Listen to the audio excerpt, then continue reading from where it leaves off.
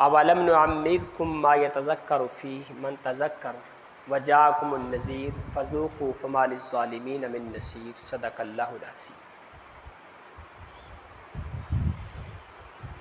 گزشتہ درس میں ہم نے عمر کے زندگی کے زیادہ ہونے والے اعمال سے متعلق کچھ تمہیدی باتیں سمجھی تھیں، ان کا فہم حاصل کیا تھا۔ زندگی کے ساتھ، عمر کے ساتھ محبت تقریباً ہر انسان کو ہوتی ہے۔ اس کی مثالیں بھی پچھلے درس میں نے چند ایک دی تھی، جس طرح کہ جناب آدم علیہ السلام نے اپنے بیٹے داؤد علیہ السلام کو اپنی زندگی کے 40 سال دیے، پھر بھول گئے۔ اسی طرح جناب موسیٰ علیہ السلام کے پاس جب ملک الموت آئے، انہوں نے بھی اس بات پہ ناراضی کا اظہار کیا، اور جب کہا گیا کہ ایک وقت دنیا سے جانا ہی جانا ہے، تو پھر اس بات پہ اتفاق کر لیا۔ زندگی کا، عمر کا زیادہ ہو جانا انسان کے لیے اللہ کی نعمت بھی ہے اور اللہ کی طرف سے آزمائش بھی ہے۔ پیغمبر کائنات علیہ الصلوۃ والسلام فرماتے ہیں، خیرکم من طال عمرہ وحسن عملہ۔ لوگوں، تم میں سے بہترین انسان وہ ہے جس کی عمر، جس کی زندگی زیادہ ہو لیکن اس کے اعمال خوبصورت ہوں، اعمال اچھے ہوں، وہ تم میں سے بہترین انسان ہے۔ اور حدیث رسول صلی اللہ علیہ وسلم کے اندر اس کی مثال بھی ملتی ہے۔ ایک صحابی رسول خواب کے اندر 2 صحابہ کرام کی ملاقات کرتے ہیں۔ ان میں سے ایک صحابی وہ ہے جو 1 سال پہلے شہید ہو چکے ہیں، اور دوسرے وہ صحابی ہیں جو 1 سال کے بعد دنیا سے جا رہے ہیں۔ لیکن یہ خواب میں جو صحابی دیکھتے ہیں، 1 سال بعد میں دنیا سے جانے والے صحابی جنت میں پہلے داخل ہو رہے ہیں۔ رسول اللہ صلی اللہ علیہ وسلم سے سوال کیا، حیرانی کا اظہار کیا، اللہ کے پیغمبر، یہ منظر دیکھا ہے کہ صحابی جو پہلے شہید ہوا ہے وہ جنت میں بعد میں جا رہا ہے، اور جو دنیا سے بعد میں گیا وہ جنت میں پہلے جا رہا ہے۔ رسول اللہ صلی اللہ علیہ وسلم نے فرمایا، اس میں حیرانی والی بات کیا ہے؟ فَأَيْنَ صَلَاتُهُ وَصِيَامُهُ وَدُعَاؤُهُ فِي هَذِهِ السَّنَةِ۔ میرے صحابہ یہ بتاؤ، اس پورے سال کے اندر جو صحابی رسول بعد میں فوت ہوئے، 1 سال بعد دنیا سے گئے، پورے سال کے اندر انہوں نے نمازیں ادا کی؟ جی اللہ کے رسول نمازیں تو ادا کی ہیں۔ روزے رکھے؟ جی روزے بھی رکھے ہیں۔ اللہ سے دعائیں کی؟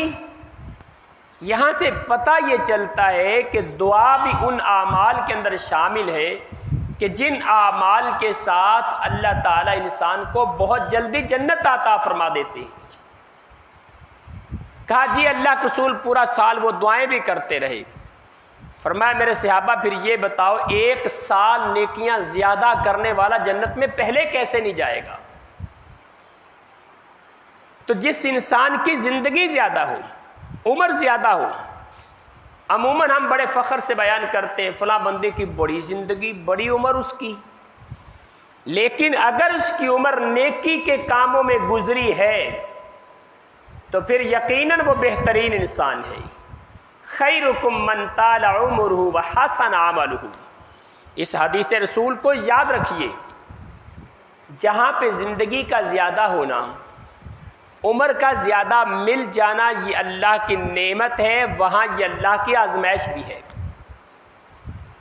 اگر کسی انسان کی عمر زیادہ ہے، اس کو زندگی کے چند سال زیادہ مل جائیں، لیکن اس کے اعمال کتاب و سنت کے مطابق نہیں، اس انسان کے لیے اس کی زندگی آزمائش ہے۔ نمبر ایک، اس کو اتنا حساب زیادہ دینا پڑے گا، اعمال برے ہیں اور ان گناہوں کی وجہ سے جہنم کے اندر زیادہ عرصہ ٹھہرنا پڑے گا۔ ایک آدمی 10 سال گناہوں میں گزارتا ہے، دوسرا آدمی 20 سال گناہوں میں گزار رہا ہے، تیسرا 40 سال گناہوں میں گزار رہا ہے۔ اب جتنی گناہوں کی زندگی زیادہ ہوگی، جہنم کی سزا بھی اتنی زیادہ ہوگی۔ اس لیے عمر کا زیادہ ہو جانا آزمائش بھی ہے۔ اور رسول اللہ صلی اللہ علیہ وسلم کا فرمان ہے، کل نعمت لا تقرب من اللہ فہی بلیہ۔ ہر نعمت جو انسان کو اللہ کے قریب نہیں کر سکتی، وہ اللہ کی طرف سے آزمائش ہے۔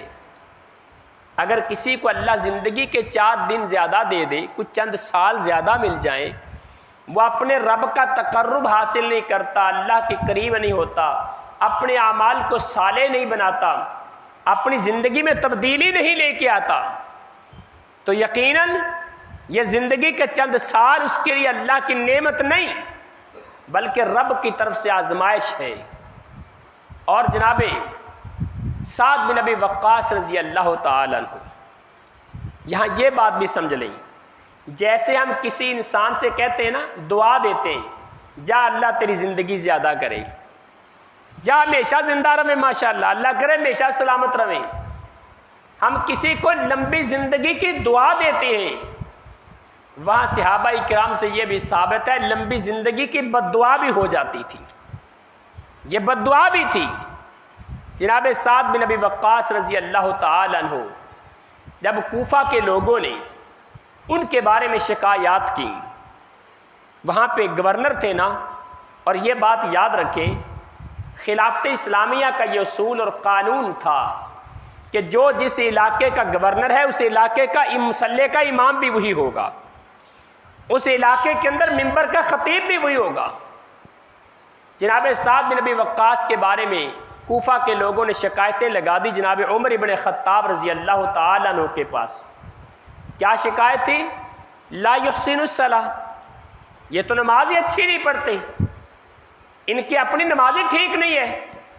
اللہ معاف فرمائے، جیسے ہمارے علماء کرام کے بارے میں تبصرے ہوتے ہیں اور ائمہ کرام کے بارے میں ہماری باتیں ہوتی ہیں، اے فلاں مولوی صاحب دے کردار ہے، فلاں مولوی صاحب ہے جنے، چھوٹی چھوٹی باتوں پہ ان کے کیڑے نکالنا، چھوٹی چھوٹی باتوں پہ اعتراضات کرنا، اللہ ہمیں اس سے محفوظ فرما لے۔ سعد بن ابی وقاص کے بارے میں شکایتیں پہنچی، جناب عمر ابن خطاب رضی اللہ تعالیٰ عنہ نے ایک قاصد بھیجا تحقیق کرنے کے لیے کہ جا کے دیکھو کہ معاملہ کہاں تک درست ہے۔ قاصد نے جا کے تحقیق کی، لوگوں سے پوچھا، کوئی بندہ کھڑا ہی نہیں ہوا، ایک آدمی کھڑا ہوا ان شکایتوں کو ثابت کرنے کے لیے۔ سعد بن ابی وقاص رضی اللہ تعالیٰ عنہ نے اس کے الزامات کا جواب دیا اور آخر میں اس کے لیے بد دعا کر دی، اللہم اطیل عمرہ، یا اللہ اس کی عمر لمبی کر دے۔ یہ بد دعا تھی اس کے لیے، اللہ اس کو فتنوں میں مبتلا کر دے، یا اللہ اس کو فقیری کی زندگی دے دے، آنکھوں کی بینائی ختم کر دے۔ پھر اس انسان کو واقعتاً لمبی زندگی ملی اور یہ اس کے لیے آزمائش تھی۔ وہ انسان جس کو اللہ زندگی کے 4 دن زیادہ دے دے، چند سال زیادہ مل جائیں، وہ رب کے قریب نہیں ہوتا، زندگی گناہوں کی گزارنے والا ہے، اللہ کی نافرمانی میں گزارنے والا ہے، اس کے لیے لمبی زندگی اس کے لیے عذاب ہے۔ اللہ تعالیٰ ہمیں اس سے محفوظ فرما دے۔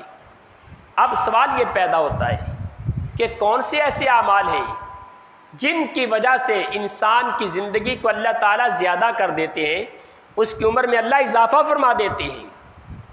سب سے پہلا عمل تقوی اختیار کر لینا، اللہ سے ڈرنا۔ اور تقوی کیا ہے؟ آپ نے ماہ رمضان میں تقوی سے متعلق بڑی باتیں سنی ہوں گی۔ ایک جملے کے اندر تقوی کا مفہوم بیان کر دیتا ہوں۔ جس انسان کی تنہائی اس کی محفل سے زیادہ پاکیزہ ہے، وہ متقی انسان ہے۔ الفاظ کو دوبارہ پھر یاد کیجئے۔ جس انسان کی تنہائی اس کی محفل سے زیادہ پاکیزہ ہے، وہ متقی انسان ہے۔ تقوی کی وجہ سے اللہ تعالیٰ انسان کی زندگی میں برکت عطا فرما دیتے ہیں۔ رسول اللہ صلی اللہ علیہ وسلم کا فرمان ہے، من اراد ان ينسى له في اثره ويزاد له في رزقه فليتق الله۔ جو بندہ یہ چاہتا ہے کہ اس کا تذکرہ اس کے جانے کے بعد بھی تازہ رہے، لوگ اس کا ذکر خیر کرتے رہیں، وہ دنیا سے چلا جائے اس کا ذکر خیر چلتا رہے، اور اس کے بعد اس کے رزق میں اللہ اضافہ کر دے، وَيُطَالَ لَهُ فِي عُمُرِهِ، اور اس کی عمر کو اللہ لمبا کر دے، اس انسان کو فَلْيَتَّقِ اللَّهَ، اللہ سے ڈرنا چاہیے، اپنے دل میں تقوی اختیار کرنا چاہیے۔ یہ پہلا عمل ہے، اور ایسا عمل جس سے زندگی زیادہ ہو جاتی ہے۔ دوسرا عمل وہ والدین کے ساتھ حسن سلوک کرنا ہے۔ رسول اللہ صلی اللہ علیہ وسلم کے صحابی ثوبان، جو کہ اللہ کے رسول کے غلام بھی تھے، بیان کرتے ہیں، پیغمبر کائنات علیہ السلام نے فرمایا، لا یزید فی العمر الا بر الوالدین، زندگی میں عمر میں اضافہ والدین کے ساتھ اچھا سلوک کرنے سے ہو سکتا ہے۔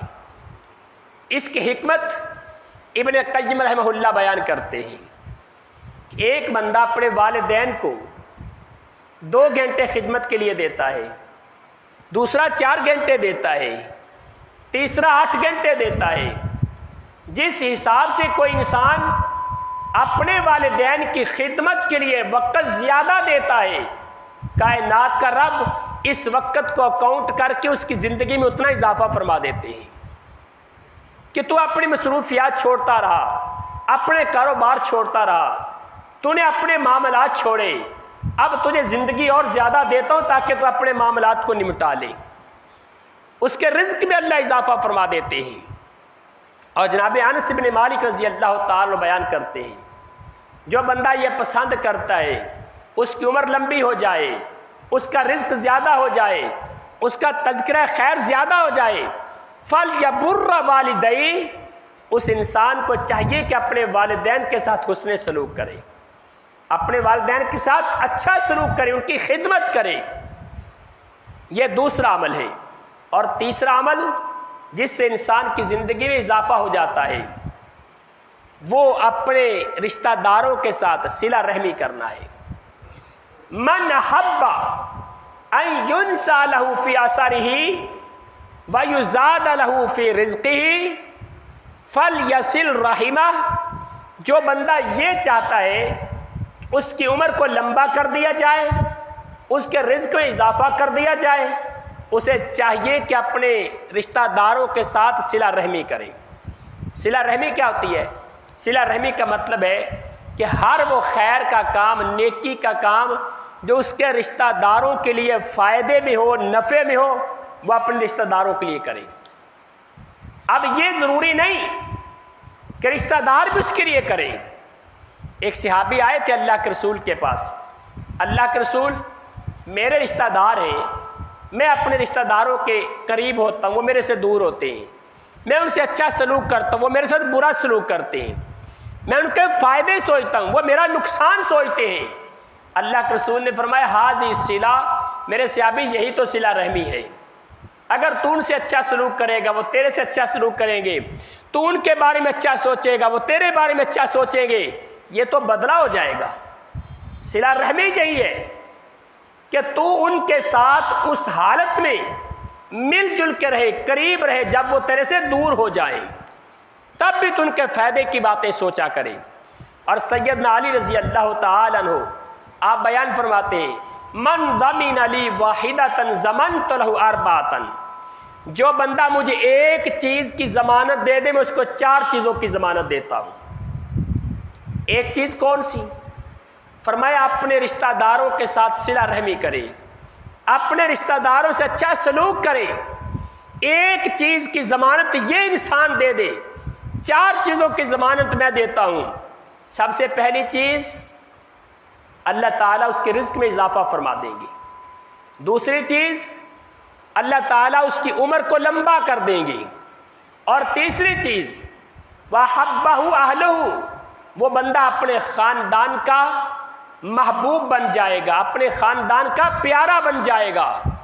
وَدَخَلَ جَنَّةَ رَبِّهِ، اور چوتھی چیز کی ضمانت دیتا ہوں، رب کی جنت میں داخل ہو جائے گا۔ اور رشتہ داروں کے ساتھ حسن سلوک کی ایک مثال یہ بھی ہے کہ ان کے لیے دعائے خیر کی جائے۔